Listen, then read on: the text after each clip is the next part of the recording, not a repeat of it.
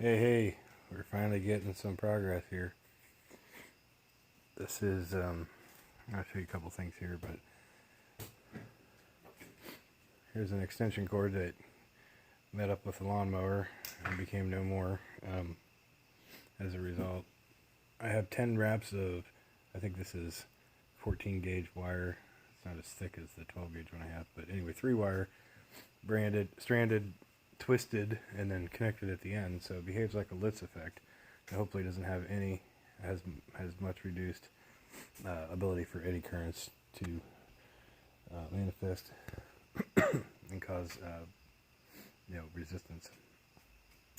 So the best results so far have been in more unipolar configuration, but moving it to the center, I had these two balls hooked up with a rod going across here in the center, and they were meeting like that far apart, but they didn't want to arc to each other. They would arc to the ground rod. Either one would arc to the ground rod more distance than the two spheres were apart, but they wouldn't arc to each other. So I'm still trying to figure that one out. But I've got one hooked up, the other side is going to ground. Primary shifted over about a third of the way or fourth of the way up. I've just been moving it around. I made it adjustable so I could do that. It works really well. So we're hooked to ground here, and I've got a 10 watt 120 volt light bulb in series, and I'll just show you some output at different stages, including that light bulb in there as a resistance, mind you. The original spark gap, which was 2 pieces of 14 gauge wire with sharp points where I cut them, those arc pretty good, but there definitely seems to be more of an avalanche effect with a slightly more rounded base, and this one is getting chewed up pretty good from the arcing.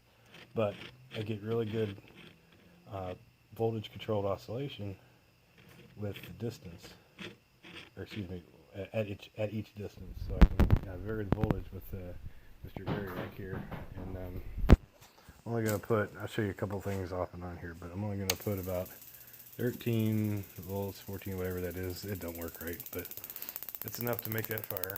You can see the speed we're getting at.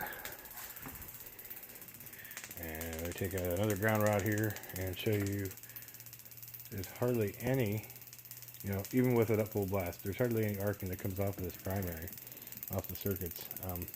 But as you can see, the coil still is being induced at that frequency. So I have,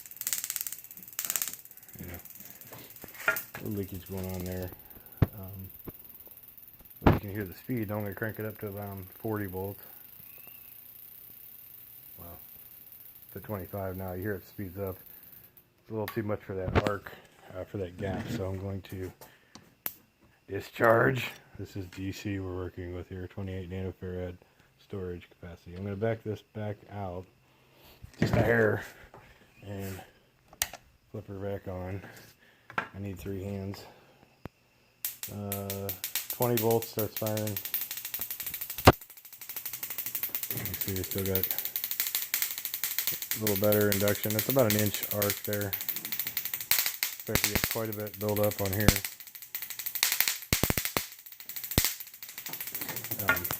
So now I'll crank the voltage up to about 40. You hear the spark gap speeds up twice as fast practically. You can hear it in the output. Voltage hasn't really decreased, still about an inch.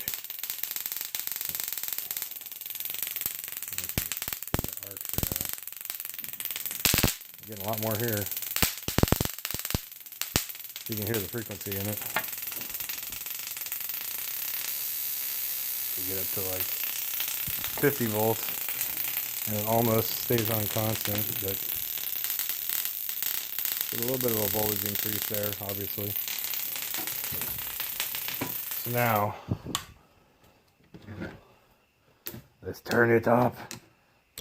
Discharge, discharge, discharge. Alright, so now I'm going to back the gap out.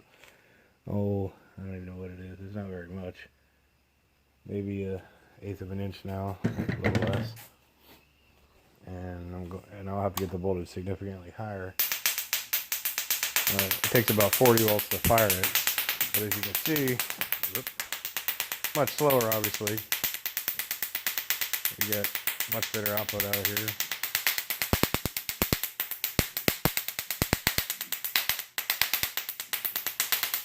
And give it a little bit more hail. Frequency speeds up as we expect. This is about a 2-inch arc now.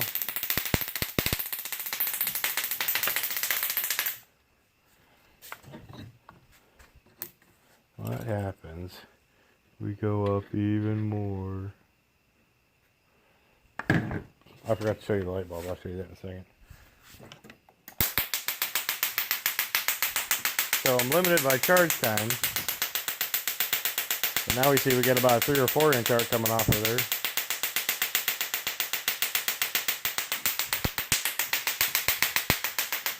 Pretty strong. Very strong.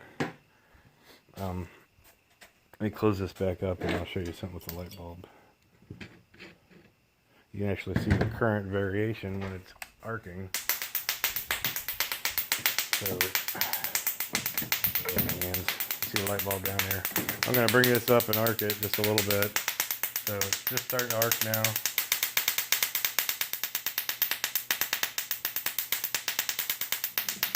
Make a wire out of it. Give it a little more.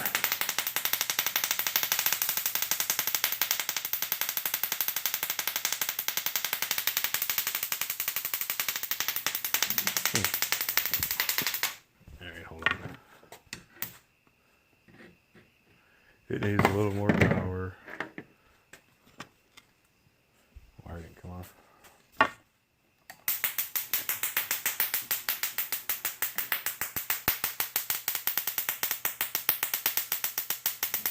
You can see the filament flickering around in there. There we got it. Pull it away. Just arc a little bit. The current only flows.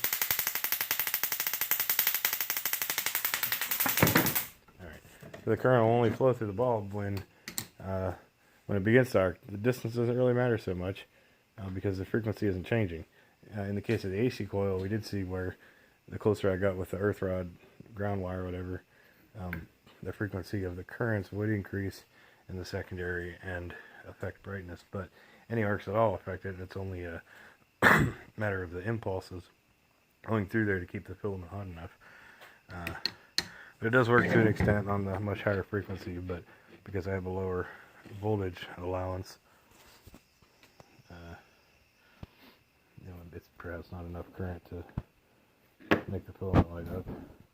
These guys haven't blown up yet. They are starting to get warm when I run it. I've been running it for a few bursts off and on for half an hour or so. They're starting to get a little warm. I can feel them. But luckily, the gap here, as long as I don't go overboard, I've never had it up over 65 or so, because up here they probably will blow. I have had a few other casualties with other high voltage capacitors, as you see here, like that guy. He lasted about 3 seconds, worked pretty good. These are heavy duty Sprague TV capacitors. That was a 5 nanofarad.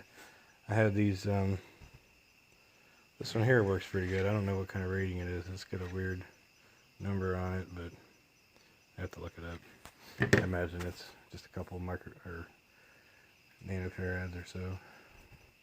Nothing like these 1 microfarad and 0.63 microfarad. Still gotta find my other one to match them up, but this is performing a lot better than the 3/8 copper tubing, but it still favors unipolar mode, strangely enough.